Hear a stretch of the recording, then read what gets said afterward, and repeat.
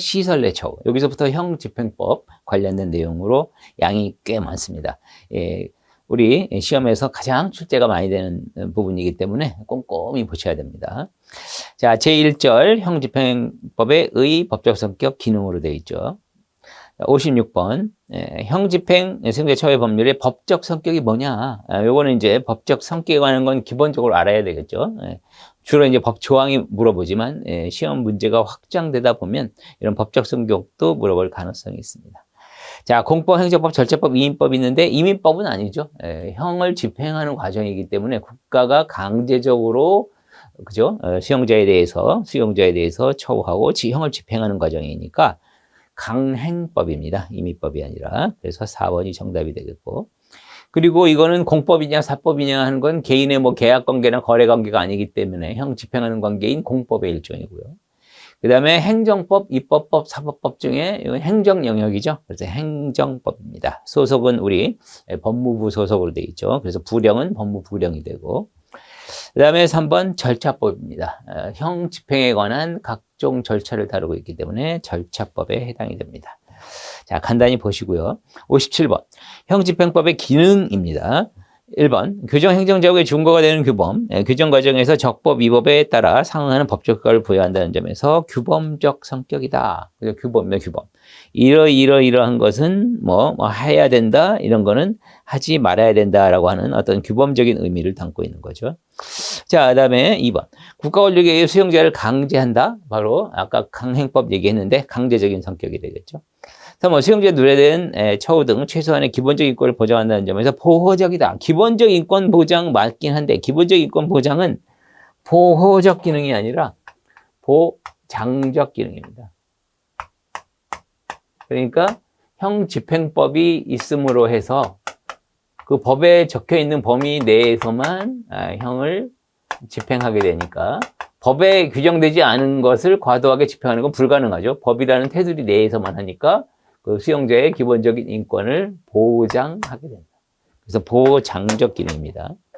보호적 기능은 다른 개념이죠. 보호적 기능은 국가가 수용자를 보호하고, 그렇죠? 그리고 또 교화 개선에서 재사회를 꾀하도록 하고 하는 그 수용자를 보호하는 개념이기 때문에 보장적 기능과는 관계가 없습니다. 4번 독거제, 혼거제 등 법에 일정한 내용이 규정됨으로써 제도가 만들어진다는 점에서 형제적 기능, 여기 형제적. 형벌 규정이 있음으로 인하여 제도가 탄생한다, 이런 뜻이에요. 뭐 상법이나 민법이나 이런 사법적인 영역 같은 경우에는 사회에서 일정한 제도가 시행이 되면 그 제도가 상당히 좋은 제도야. 그러면 나중에 법에 도입을 하는, 그래서 반대의 개념인데 제도가 먼저 있고 법에 도입이 되는 이런 식으로 운영이 되지만 우리는 형을 집행하는 거기 때문에 그런 제도가 먼저 있을 수가 없죠. 그래서 법이 먼저 만들어지고 형벌 제도가 먼저 만들어지고 그게 나중에 이제 우리나라는 뭐 독거제야, 혼거제야 이런 제도가 탄생하게 되는 이런 과정을 형제적 기능이라고 합니다. 자, 제2절로 넘어갑니다. 형집행법 총칙이죠. 제 58번 문제입니다. 형집행법 1조의 목적으로 옳지 않은 것. 자, 2번이 답이죠. 수용자의 건전한 사회 복귀가 아니고 수형자입니다. 여기서는 이제 수형자와 수용자의 개념을 정확히 알아야 되는 내용이 되겠고요. 일단 형집행법 제1조의 목적은 수형자의 교정교화, 건전한 사회 복귀, 교사라고 줄여서 제가 적겠습니다. 그 다음에 수용자의 처우와 권리에 관한 부분, 그 다음에 교정시설의 운영에 관한 부분, 이렇게 세 가지로 나누어서 규정하고 있습니다. 여기서 교정교화 앞에는 수형자고 처우와 권리 앞에는 수용자가 있는 이유를 정확히 캐치를 하셔야 돼요. 여기서는 수용자와 수용자의 개념까지 알아야만 이해가 될 수 있겠죠. 수형자라고 하는 것은 형을 집행받고 있는 자라는 뜻이에요. 요거는 자유형인 징역, 금고, 부류의 집행을 받고 있는 자에다가 벌금, 과료의 미납으로 노역장 유치 명령 받은 자, 요걸 묶어서 수형자라고 부릅니다. 그 다음에 수용자는 각 각종 교정시설에 구금되어 있는 사람. 수용자는 물론이고 구금되어 있죠. 뭐 미결 수용자, 사형 확정자. 각종 법률이나 적법한 절차에 따라서 수용되어 있는 사람을 통틀어서 말하는 걸 수용자라고 불러요. 이건 넓은 개념이 되는 거예요. 수용자 중에 일부가 수형자가 되는 거고. 그러면 교화사회복귀라는 건 뭐다? 형이 확정이 된 사람을 형을 집행하는 과정에서 어떻게 교화하고 사회복귀할 거냐가 의미가 있는 거죠. 그래서 수용자가 딱 맞아떨어지고, 수용자란 말을 하면 안 되는 이유가 뭐냐면, 수용자 중에 미결 수용자, 사형 확정자를 예를 들면, 미결 수용자다 그러면 아직 수사재판이 진행 중이니까 수용은 되어 있지만, 형이 확정이 안 됐는데 그 사람을 교화하거나 사회복귀시키는 건 의미가 없는 거예요. 왜냐하면 무죄로 판결로 나갈 수도 있고, 사형 확정자 같은 경우는 사형 집행만 남아있죠. 물론 우리나라는 20년 이상 사형을 집행하지 않고는 있지만 사형제도가 존재하니까 사형을 목 매달아 죽이는 사형을 집행할 대상인 사람에게 교화사회복귀는 말이 안 되는 얘기고, 그죠? 예, 그래서 여기 앞에 교화사회복귀 앞에는 수형자여야 한다. 이거 꼭 기억하셔야 돼요. 그 다음에 처와 권리는 모든 시설에 수용된 사람을 다 포괄적으로 하는 거니까 당연히 연결이 되는 부분이고, 그렇게 구분하면 됩니다.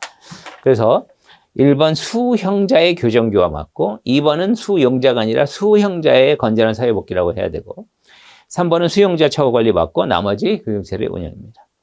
59번 형집행법상 정의 규정 옳지 않은 거. 자, 이제 상당 부분을 우리가 언급을 했으니까 쉽게 맞출 수 있겠죠. 1번 수형자란 징역금고 구류 벌금 과료에 선고받아 형이 확정된. 틀렸죠? 일단 교도소에서 형집행을 받고 있어야 돼. 징역금고 구류에다가 노역장유치 명령 받은 자가 포함이 되는 거고, 벌금 과료만 선고가 확정이 되면 벌금 과료 내면 그만이거든요. 그거 못 내는 사람이 노역장으로 가게 되면 수형자가 되는 거고, 그냥 벌금 과료가 확정이 된 사람은 수형자가 아니다. 1번이 답이죠. 2번 미결 수형자란 형사 피의자 피고인 체포 구속영장 받아 또 수용된 사람. 수사재판 진행 중인 사람이라고 생각하면 되겠죠. 3번 사형 확정자, 사형 선고 확정, 수용된 사람. 4번 수형자란 여기 나오죠. 수형자, 미결 수형자, 사형 확정자, 법률과 적법한 절차에 따라 규정시설에 교도소, 구치소, 취소, 통칭해서 규정시설이라고 합니다. 수용된 사람. 60번 형집행법 3조의 적용범입니다. 가로 안에 들어갈 말. 이 법은 규정시설의 무엇과 그 다음에 교도관이 수용자를 모모하고 있는 장소로서 통제구되는 공간.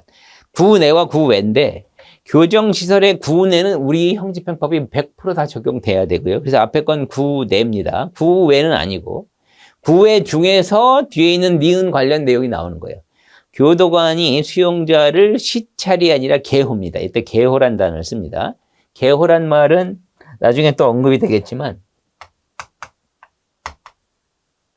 이게 경계, 호는 보호입니다. 여기서 경계 개자와 보호의 호자를 따서 개호라고 하는 거예요.